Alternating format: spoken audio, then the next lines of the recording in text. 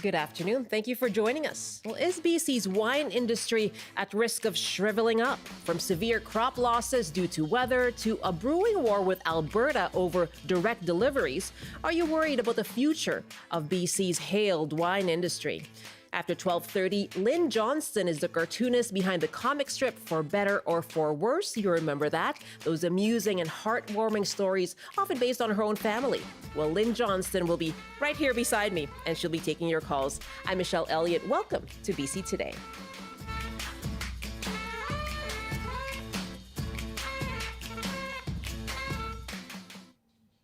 Thank you for joining us on CBC Radio 1, CBC Television, and live streaming on the CBC News app, as well as cbc.ca/BC and on YouTube. Well, when you think of the Okanagan, you certainly think of its gorgeous wineries. But trouble has been brewing for BC wine. Last month's cold snap killed off many of the buds that would have made this year's crop, and predictions are that it will nearly wipe out nearly all grape and wine production this year. Last year's season only saw half the expected harvest due to wildfires, and now a regulatory spat with Alberta is bringing back another threat. That province has given an ultimatum to BC wineries: stop selling to Alberta consumers directly, or they will stop stocking those wines at their warehouses. Alberta says those direct deliveries contravene their legislation, and there is no oversight. BC Solicitor General Mike Farnworth was asked about this yesterday at the legislature. Well, right now, the issue has been very much the challenges that our wine industry has been facing with regards to direct delivery to Alberta. And we want to make sure that we're standing up for our wine industry in this province, which we are doing. My staff have initiated discussions with Alberta in terms of resolving that issue. And so that's what's underway right now, is work back with between my staff and staff in Alberta. What's important is that our wineries are facing a very difficult time right now because of the situation that we've had with temperature and the freezes. And so for them, for a number of them, this is important to be able to direct delivery.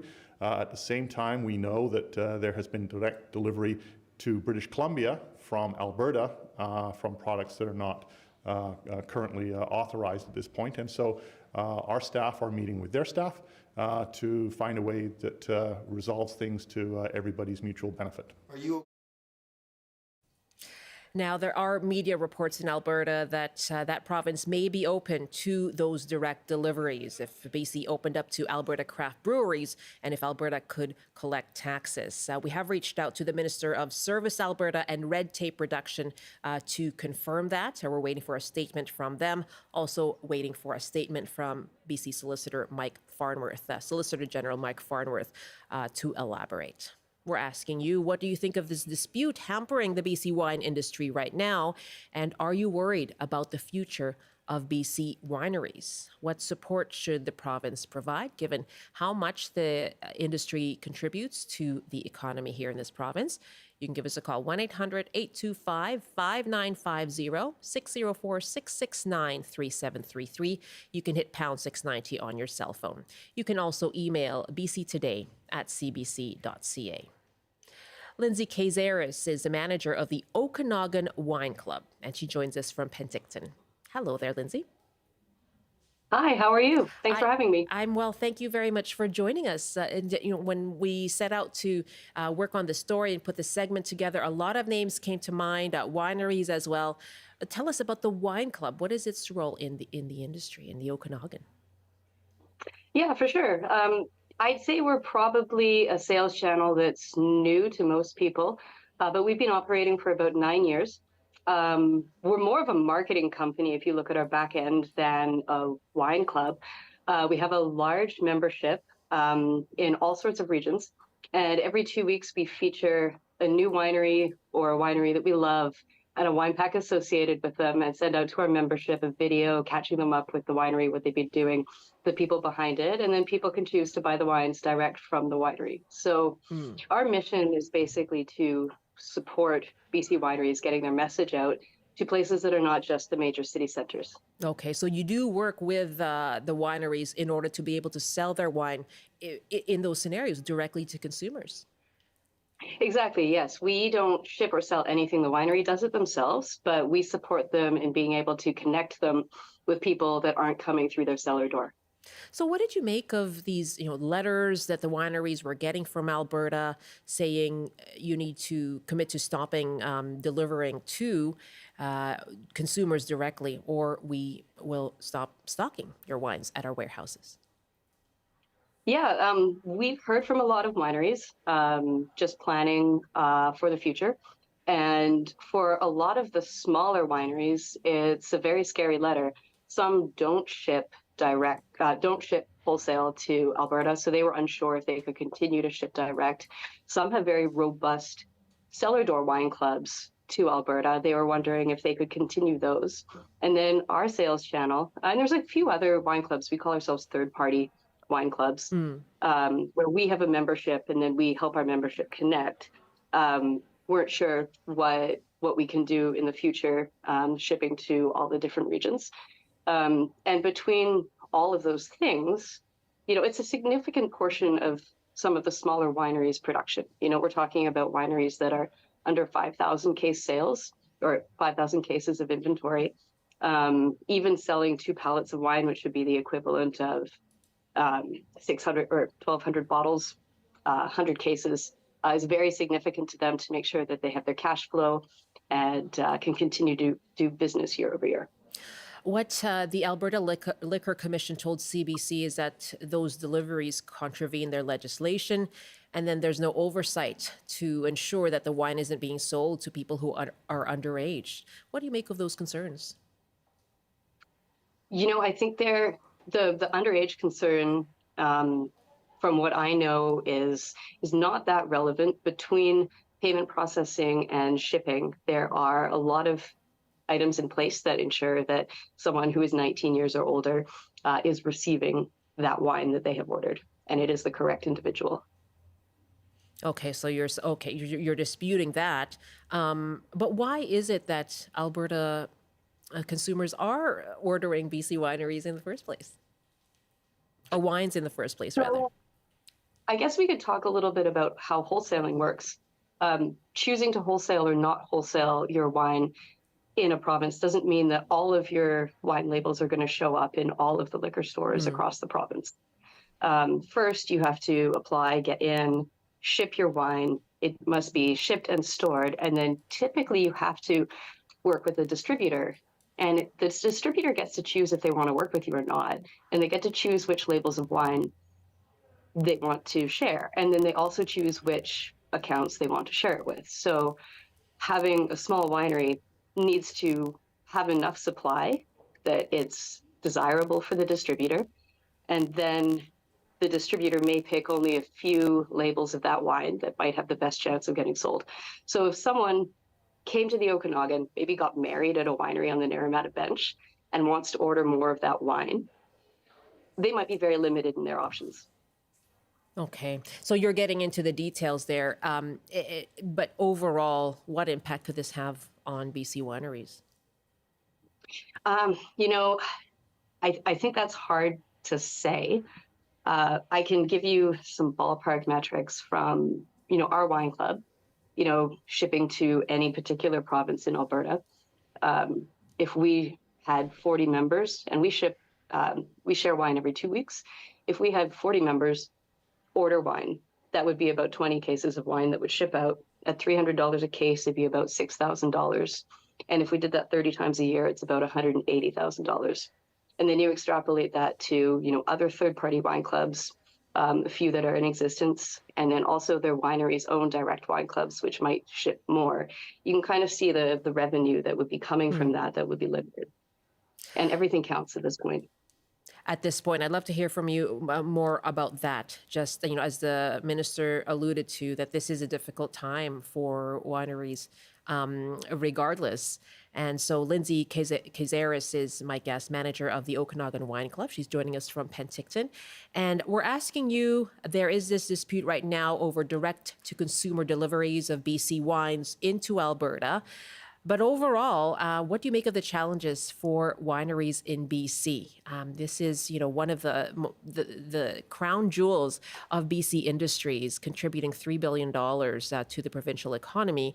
What do you make of the challenges ahead? We have a crop that really has been decimated by that cold snap in January. A really challenging time right now for wineries. So are you worried about the future of BC's wine industry? And what do you think could be done? Are you someone who supports BC wines? When you go into a liquor store, a beer and wine store, do you choose and make sure to buy a BC wine? What do you think about what is needed to prop up BC's wine industry? 1-800-825-5950, 604-669-3733. You can hit pound 690 on your cell phone. By email, it's bctoday@cbc.ca. You can also text us your thoughts. That's at 236-330-2623. 236-330-2623. If you are someone in the Okanagan and are somehow tied to the industry, we would love to hear from you. If you're in local tourism, if you work at a winery or run a winery, one of these small ones that we've been hearing about, love to hear from you on what this time is like for you. And Lindsay, you said that, right? You alluded to what's happening right now. What are the challenges right now for wineries in BC? I think we can look at three major challenges that directly affect cellar door sales. The environmental challenges we had last summer with the fires, with the travel ban due to the wildfires. There was a landslide that closed the only road between Kelowna and the South Okanagan. And currently in the news as well are short-term rental restrictions, which may restrict some of the ability to come and visit the region. And then there's also the swirling conversations about sober curious, about temperance. So it's not looking good for wineries to just sit tight and have people roll through their door and join their wine club. And even if they do join their wine club and they're from Alberta, then they wouldn't be able to have that wine shipped back to them anyway. So they literally have to buy it, put it in their trunk, and take it home. And I feel like that's a really antiquated method of doing business, something that we might have seen back in the 80s. But now with, shipping is easy, e-commerce is easy. And so a sales channel like that, while it's just starting now for wine, could be incredibly important in making sure that wineries have cash flow and revenue. What are you hearing from wineries you work with? I think they're a little overwhelmed right now. While they're facing extreme cold temperatures that have basically wiped out the crop in the province for this year, and last year was similar, but not quite as severe, then they're getting, letters from the Alberta regulators, and they have to deal with all of this at the same time. While they're also, many of the wineries are small producers where the owner is the winemaker, is the viticulturalist, is the wine club manager. And I feel like a lot of them are just overwhelmed. Like, what are we going to do next? Are we going to have a business next year? How do we plan? We don't know. I do have that statement now from the Minister of Service Alberta and Red Tape Reduction, Dale Nally. And so this is a statement from the minister. We would allow direct-to-consumer shipment if Alberta could collect the tax revenue associated with it, and if the BC government opened its market to allow Alberta craft brewers and distillers on their shelves. Alberta has craft brewers and distillers that currently can't access the BC market. So clearly, there's not an equitable trade. Alberta is the most open and free market in Canada. We want to be a good neighbor, and part of that is being a fair and equitable partner. On February 1st, I met with my BC counterpart, the Minister of Public Safety and Solicitor General Mike Farnworth. We have agreed to work together, and talks are ongoing to find a solution to the problem. So that statement coming in right now from Dale Nally, the Minister of Service Alberta and Red Tape Reduction. My guest as well is Lindsay Cazares, manager of the Okanagan Wine Club, joining us from Penticton. We're taking your calls, 1-800-825-5950, 604-669-3733, pound 690 on your cell phone. It's 12:20 now, 1:20 in the Mountain Time Zone. This is BC Today. And as you've been hearing, the BC wine industry is also facing challenges from wine and grape crop losses this year. And that prolonged cold snap in January has damaged vineyards right across the Okanagan. Here's Summerland's Gordon Fitzpatrick, who's president of the Fitzpatrick Family Vineyards. It is a problem. We've done extensive samples and cut into about 350 canes in all of our 12 blocks here at Greta Ranch, and so the bud damage is substantial, greater than 90%. So both the primary and secondary buds, most of them are dead, they're discolored, and so that has everybody worried about what's going to happen in the spring and how many tons are we going to have in the vineyards up and down the Okanagan Valley. Well, you know, as farmers, we have to be optimistic, and so everybody was looking forward to a mild winter. It was El Nino, and so, and up until that point where we had that cold snap, we had unseasonably warm temperatures for the winter. But the problem is that deep freeze, it was also for an extended period of time, almost 60 hours of temperatures below what they call the killing frost, which is minus 21.5 degrees Celsius. The year before, it varied from site to site. Here at our Greta Ranch property, we're close to the lake. We've got good slope, so there's good airflow drainage, and so we were about 70% of what we would expect from our full tonnage, but as an industry, we were less than half last year. That was Gordon Fitzpatrick, president of Fitzpatrick Family Vineyards in Summerland.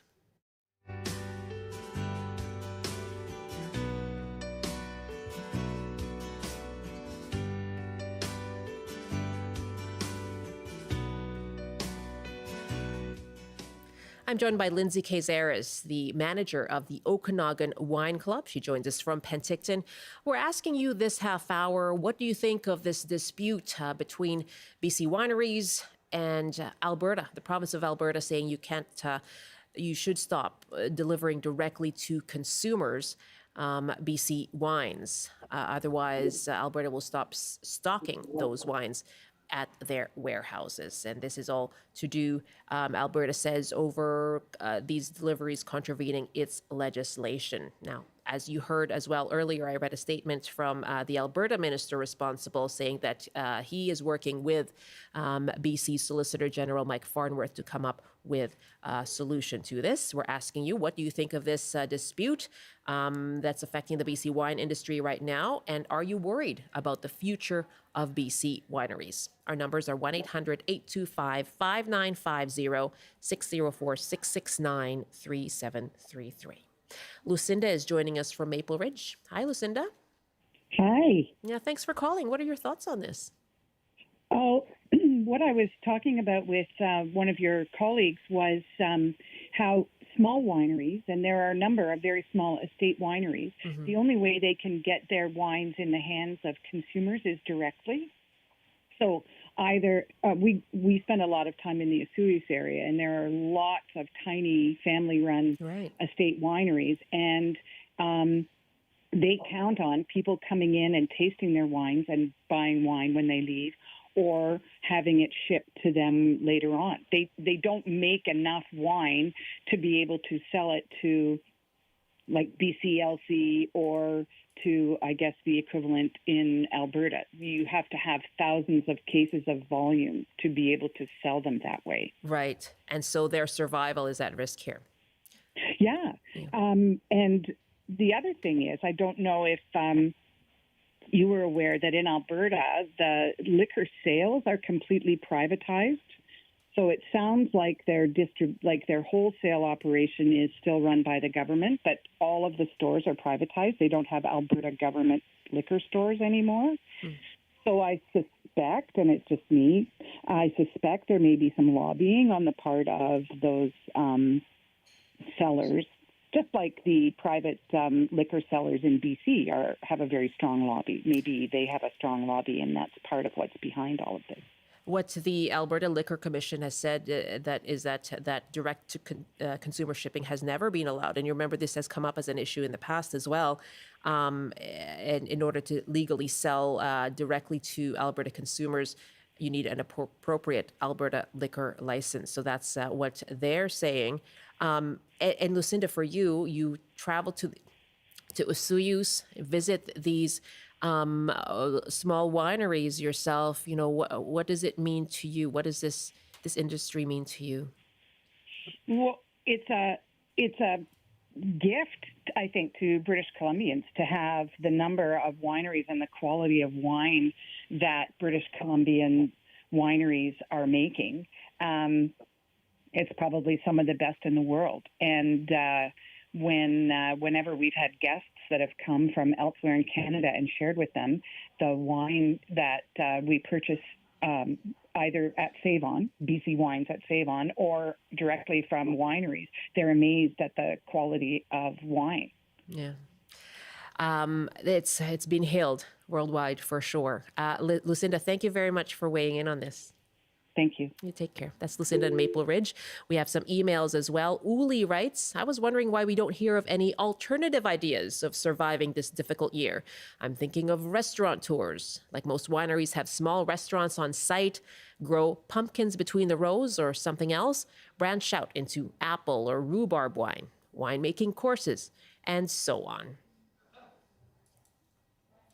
I've lived, and another email here as well from Roger, who writes, I've lived in the South Okanagan most of my life, and I've seen the entire fruit industry ripped out and destroyed to put in a plethora of wine. A town like Okanagan Falls with less than 4,000 people has over 15 wineries alone. Why don't I ask you about that, Lindsay? You know, is there an opportunity here for these wineries? We have another emailer as well saying, you know, this is agricultural land. So is there an opportunity it brought about by necessity to expand into other crops? Yeah, I think there's two major points on that topic. One is that for land-based wineries operating in the ALR, I'm aware, I don't know the details, but there are restrictions on how much and what types of other activities you can do, like hosting weddings or stores and other events. So I think that's another section where the caller said, like, there must be a creative solution, but that's certainly something that can be further looked into. I'd love to give an example of one of the producers we featured a couple of times before with Okanagan Wine Club, which is Summerland Heritage Cider. They are working very hard, and they're also mostly working with apples, not grapes. And they've had their own set of challenges and continue to diversify their business and work with all sorts of different orchard fruits, their local community, and run events and activities at their cider barn. So they are doing everything they can to continue to do business and to do business profitably and support the community. But I do know if you called them, you might be able to ask how the winter affected their apples and also what the previous winter did. I went to see them, and an early frost had left all of the leaves on the branches, which caused a major difficulty in the pruning for the winter. And then with the fruit industry as well, I think there are plenty of people that are facing equivalent challenges, and same with the tourism challenge. And their small businesses and their distribution channels. So given that it's all part of the alcohol industry, whether it's wineries or it's a cidery or it's a distillery, I think they're probably all part and parcel of the same thing. So we heard what Mike Farnworth is trying to do on the Alberta front, but what kind of support do you think the province could offer here? Oh, you're asking me. I think the idea of creative solutions is great. There's a lot of people out there lobbying, working on, looking into land use. On the topic of the winter kill, their wineries most of them are looking into whether they should get a commercial license and how that will affect their markups and taxation structure as a producer. And whether they could buy bulk juice from Ontario or the Columbia Valley in Washington State, and then what that would do for their branding, what that would do for the industry as a whole. So those conversations are going on right now. And I think someone is going to find a way forward. It just might not happen as quickly as we want it to. Also, I feel if the tax is an issue, we should be able to find a way to make sure that wineries remit appropriate taxes in the appropriate places. It must be a software problem, but please don't quote me on that. I don't know. Interesting ideas, though. I'm glad I did ask you. We can think about those and discuss them moving forward in all of this. Lindsay, thank you so much for your time. Thank you so much. Thanks for having me. Lindsay Cazares is the manager of the Okanagan Wine Club, and she joined us from Penticton. 12:31 now, 1:31 in the Mountain Time Zone. You're with BC Today. I'm Michelle Eliot. Thanks so much for being with us.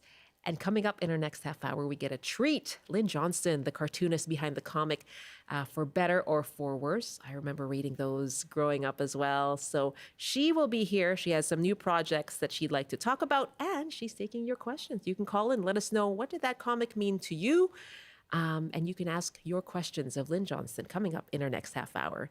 Right now, it's time for a CBC News Update. And here's Zara Premji. Good afternoon. The federal government has agreed to compensate the Matsqui First Nation for a historical wrong dating back more than a century. The nation will receive $59 million for the loss of reserve land in 1908. The government of the day gave the land to the Vancouver Power Company for right-of-way. Matsqui Chief Alice McKay calls the settlement a first step towards developing a relationship with the federal government. And there was a lot of excitement in Surrey last night as 23-year-old Arshdeep Bains played his first game with the Vancouver Canucks. He grew up in Surrey and is just the fourth ever South Asian player to make it to the NHL. But Bains was held without a point in his first game, when the Canucks lost 3-1 to Colorado. Now the BC weather from Environment Canada. Starting on the north coast, mainly sunny today, the high near 7 degrees. For the Peace region, sunshine today, the high near 4 degrees. For the central interior, it's looking like a clear afternoon for you. For the Boundary and Kootenay regions, cloudy with the chance of showers, high to 9. For the Okanagan and southern interior, a mix of sun and cloud and the high to 7 degrees. And for Metro Vancouver, Greater Victoria and the Fraser Valley, showers today and the high near 10. Thanks for listening to CBC Radio 1. Thank you very much, Zara. That's very exciting about new Canucks player Arshdeep Bains. Yes. Watched a little bit of it last night. Yes. And was very into it. You know, watching from the side of my eye while out for dinner, but still. Wow, your life is very exciting. I'm a multitasker, Michelle. Holding Super Bowl parties, out for dinner, watching Canucks games. But that is really exciting. You know, think of all the little kids whose parents are putting them with high hopes into hockey. Yes. Just to be able to envision that one day you could be an NHL player. It's amazing. I grew up in Surrey, so I know my community is very excited right now. Yeah, absolutely. Wonderful news. And Very. yeah, thank you very much for that. Are you going to, speaking of your exciting life, are you Yes. going to Madonna tonight? You know what? No. No. That's okay. Are you? Is that You're- what's happening? No Usher, no Madonna. I love Usher. Madonna is great. Yeah. I am just not attending her concert. I'd rather listen to the music in my AirPods. Same here. Yes, no, I'm not going to the concert either, but it is a very big deal. She's an icon. Yes, And definitely. to have her here in Vancouver is really exciting. We're very lucky. You know, I'm hoping I might just catch a glimpse while I go outside and just look, and maybe Madonna will walk by. We don't know. You could hear the beat of like a prayer. Oh, yeah. Dance along to Material Girl, Ray yeah. of Light. So I'm into it. I just won't be attending. Okay, maybe I'll do that. I'll walk past. Do Just a that. We little. can do it together. Yeah. With some lace gloves. Yes. Zara, thank you very much. Thank you. You have a great night, okay? You too. Zara Premji in the CBC Vancouver newsroom.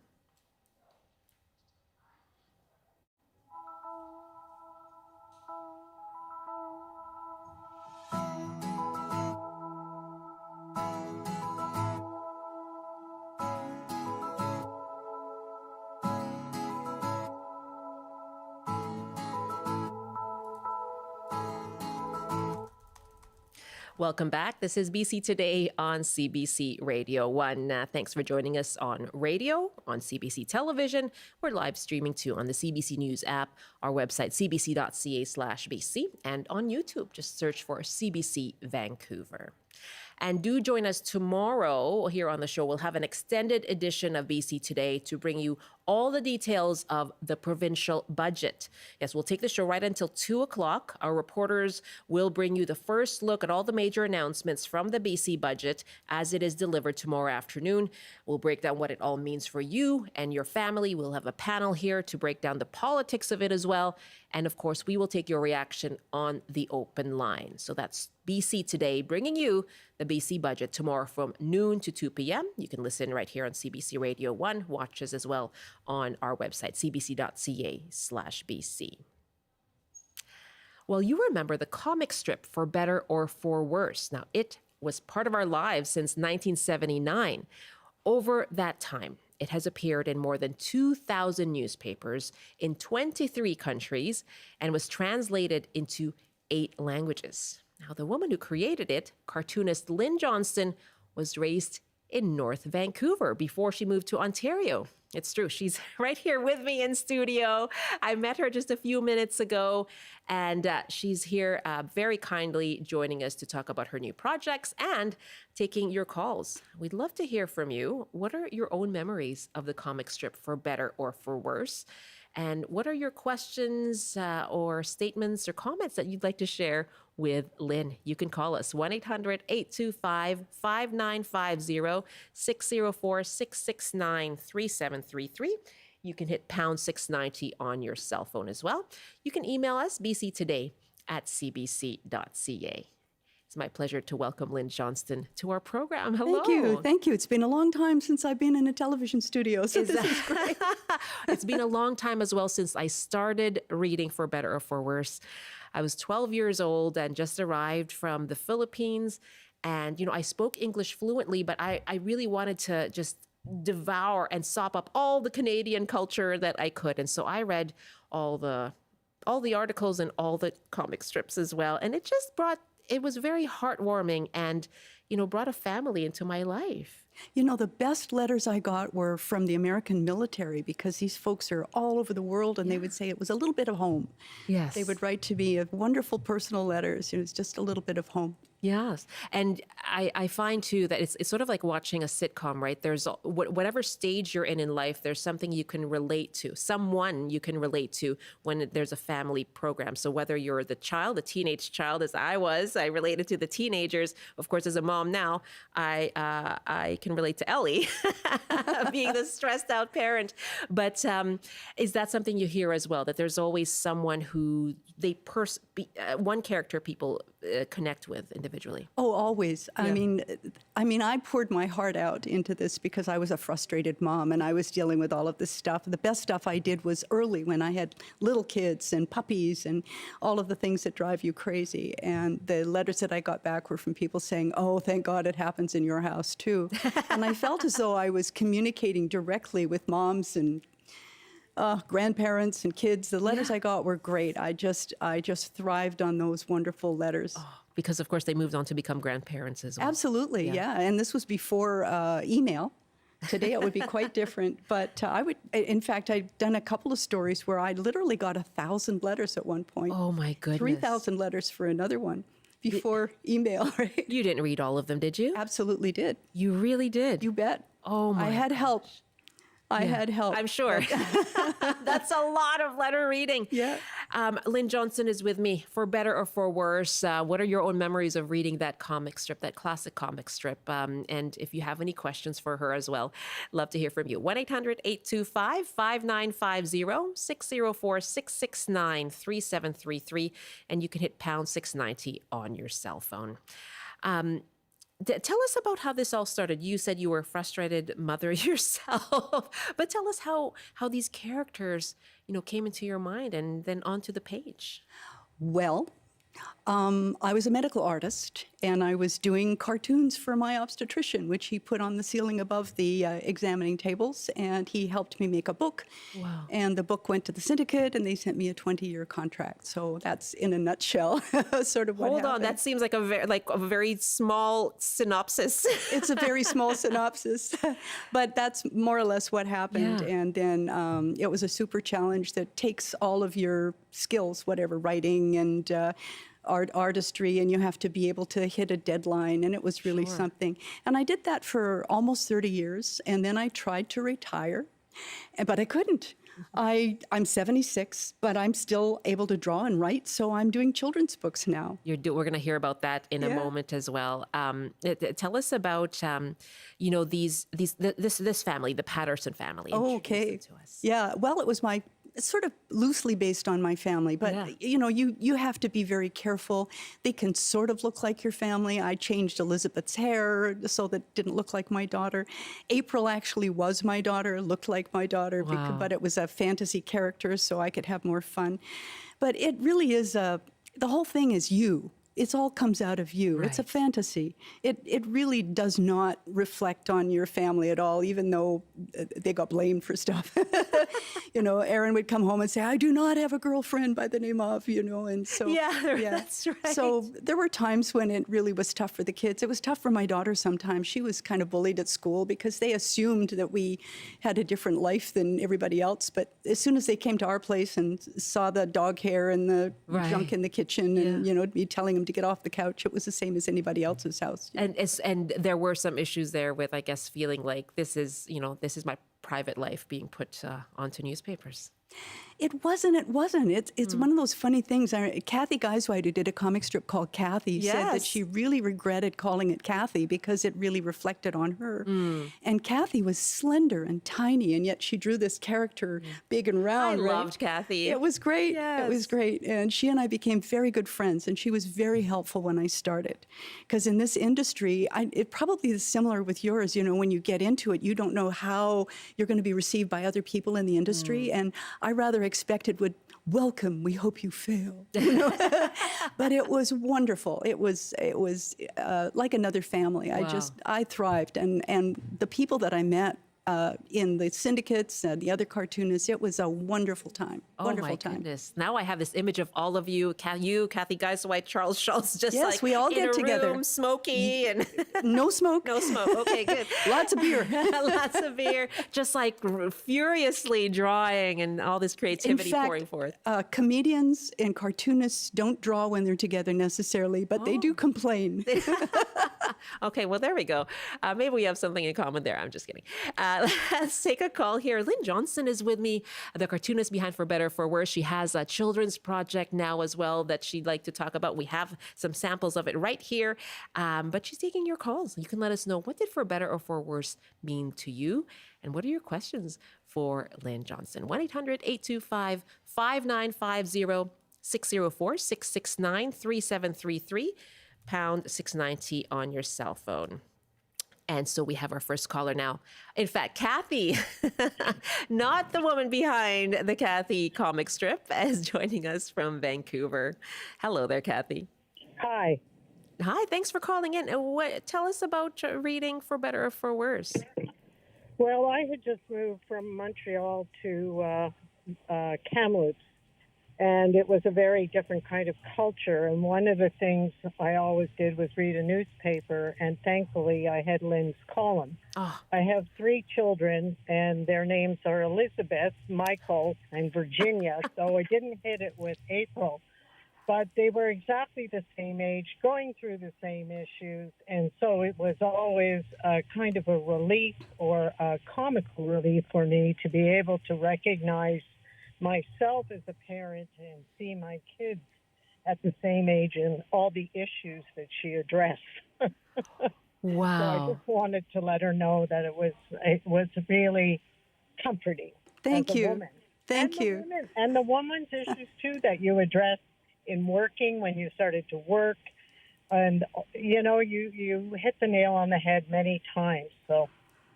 Well, it's surprising the number of people who said what happened in the strip paralleled their own lives. And as you say, it's comforting to find out that there are other people going through the same stuff you're going through. So, yeah, it can. And I was kind of a lonely kid. I never thought I had too many friends in school, but this comic strip connected me to people like yourself and so many wonderful young moms who were going through the same things I was going through. So it saved my bacon as well.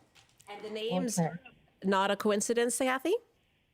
The names? Well, I guess that's why I appreciated it even more because Wow. Michael was Michael and Elizabeth was Elizabeth, you know. You mean So, you know. the comic strip had something to do with the way you named your children? No. No. It had a name, though. It just affirmed the kind of personality. I see. So we're in someone. sync when it comes to name choices as well. Yeah, well, Yeah. Michael's will always be Michael's. So. Yeah. I love having adult children, don't you? Oh, yes. And now Love it. grandchildren. And grandchildren. And now grandchildren. You bet. Oh, Kathy, what a great memory. Thank you very much for calling in. Thanks. Okay, thanks, Lynn. Thank you. Yeah, we'd love to hear from you. We want to say thank you to Lynn Johnston for coming up with something that you could relate to as well in your family. 1-800-825-5950, 604-669-3733, pound 690 on your cell phone. Her new children's books are called A Lot of Bots, and we have some samples here to give away to one caller as well. Tell us about how this came about. Well, I really like robots. I find them fascinating. All So of the does new my son. Well, I think I'm a 9-year-old boy when it comes right down to it. All the same stuff that makes my 9-year-old grandson laugh makes me laugh too. But I like robots, and I love the idea of having a family of robots. And just because they'd be fun and interesting to draw, but also I wouldn't have to worry about a lot of social stuff, you know. Everybody's made of metal and plastic and wire, and you can have a lot of fun with them. So it's a mom, a dad, a dog, a kid, and it's a family story with the same kind of family stuff that everybody goes through, but they're all robotic characters. Oh, and the birds and the pets and the trees. They're so colorful. They're all robotic. I've had a lot of fun with this. I've had a lot of fun with the drawing. I know that when a child, I guess that was me. When somebody was reading me a story, my head was in the artwork. I was busy looking at all the illustrations. Really? And so I tried to put as much as I could into these drawings so that kids could really get into them and enjoy them. And it's been fun to do. You know, as beautiful as the illustrations are, something that really stands out for me is your signature here, Lynn Johnston. Because I mean, how many times did I see that on the newspaper page, right? That's and me. It just brings me right back, Yeah. Lynn Johnston, and that. And I very have to say, recognizable I font. have a colorist who is just dynamite. He's a wonderful man who was supposed to be a professional hockey player, but he hurt his knee. He said, I wanted to do something easy for my living. And so he said, I was a good colorist. And you won't believe the coloring he does. How colorful they are. Yeah. Oh my goodness, look at that. See, from a medical cartoonist, you said? I was a medical artist for quite a long time. Artist. I'm Yeah. still trying to wrap my head around that. Well, it was a medical school, and Yeah. a lot of stuff that you see in photographs or even in surgery is just red stuff, right? Yeah. So if an artist can show you exactly what that tube is and what that white arc is, then go for it. Oh, wow. Wow. Love to hear that backstory. Let's take another phone call now. We actually have emails coming in as well. Stephen writes, just a brief comment of thanks for Lynn Johnston. I've been a fan since the days of David, We're Pregnant. Oh, my. Wow. That was my first book. Which predates For Better or For Worse. I've loved her work throughout her career and wish her all the best in her new That's venture. lovely. Thank you. Thank you. Stephen, thank you so much for that. And Jane writes, I love the strip. My favorite quote, it comes from a reputable bakery, says the mom who gets the evil eye for not baking for her kids. Yep. There were a lot of reputable bakeries in my That's right. my past life. Talk about relatable. I think my mom probably also appreciated that very much. Our numbers again, if you want to get your call in to Lynn Johnston of For Better or For Worse, so 1-800-825-5950, 604-669-3733. You can hit pound 690 on your cell phone as well. I know we are all going down this memory lane right now, right? And now you're doing this for a new generation of kids, which is just so wonderful. Wes is on the line up from Terrace. Hello, Wes. Good afternoon. How you girls doing? We are doing just fine. How are you doing? Any better, I'd need two of me, but that has a lot to do with that I'm a lot closer in age to Lynn than I ever thought I was. Ooh. For better or for worse, right? So tell us about reading this strip. I started reading that strip along with Calvin and Hobbes and another one. I can't remember which one it was when I was in about grade 6. Yeah. And what was so amazing about it wasn't very long with For Better or For Worse. I was able to laugh at my parents. that's true. And then as as the strip grew with me, when I was a young adult, I learned how to laugh at myself. Yeah. And then when I got married, learned how to laugh at my wife and myself. And you're still married? And I'm still married, almost 50 years. Oh, good for you. And it also allowed me to let my kids laugh at me. Well, I think laughter makes the world go round. Laughter and a good apology. Yeah. That keeps us going, my goodness. That's right. Lynn, you've done a wonderful job. When I started, I thought you were probably 15 years older than me. I'll be 68 in May. I'm so 77 this you're only a few year. years ahead of me. This year I turned 77, and it's the year Yeah. Charles Schultz died. Yeah. So it's a very significant year for me because I knew him quite well. You knew him very well, huh? I did. Yeah. Yeah. Yeah. And we did meet in Calgary one time. Okay. I don't remember what the event was, but it was, you were doing I don't remember if it was a book signing or something like that. Yeah. Did And quite I a did few of shake those. your hand. I'm Yeah. sure. Yeah. It sounds like this comic really, I mean, it grew with you, right, Wes? Thank you so much for the call. And that's something that's really interesting. For me, it really humanized my parents as well, and let me know what were the things that they might have been going through that perhaps we didn't talk about. But I mean, your characters aged in real time. They were living their life, you know. They were, and I didn't expect to do that at the beginning. No. But I realized that as my children grew, their conversation was more interesting. The connections they had with kids their own age and pets and teachers, it became more interesting. And I get bored very easily, so I figured if I'm bored, then my readers will be bored. So I kept the characters the same age as my kids grew. And then I started the characters aging. So my kids were 3 years older than everybody in the strip. That gave them a 3-year buffer, which doesn't mean much to us now as adults, but as a child, 3 years is a big difference. Sure is, yeah. So then I was able to have a lot more fun with it. But the kids in the strip grew up pretty well every year, and every so often I would have to adjust their heights and adjust the look and the hairstyles and this type of thing. And when Michael grew a beard when he was in university, I got hate mail. Get that beard off. Oh, and when Michael got engaged, this one girl wrote to say, I'm much better for him, you know, and she sent photographs and her biography and said, you know, hook me up with him. You should Michael be had marrying. groupies.